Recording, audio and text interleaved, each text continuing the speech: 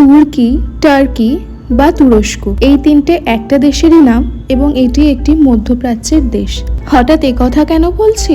কারণ আজকে যে পেন্টিংটা বানাচ্ছি সেটা একটা টার্কিশ আর্ট। তুর্কি শিল্পকলায় ধাতু, কাঁচ, কাঠ এবং চামড়ার শিল্পকর্মের পাশাপাশি হাতে লেখা বই, বাতি এবং পাথরের খোদাই সহ অনেকগুলি দিক রয়েছে।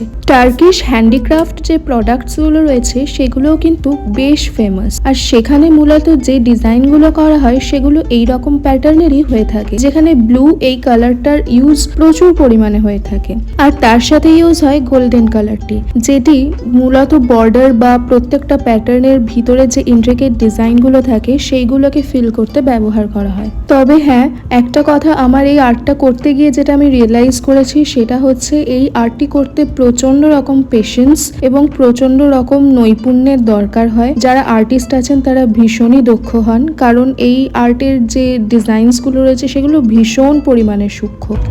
যাই হোক, আমার আর্টটি করা কমপ্লিট হয়ে গেছে। তোমরা জানিও তোমাদের কেমন লাগলো। দেখা হবে পরে কোনো একটি ভিডিওতে।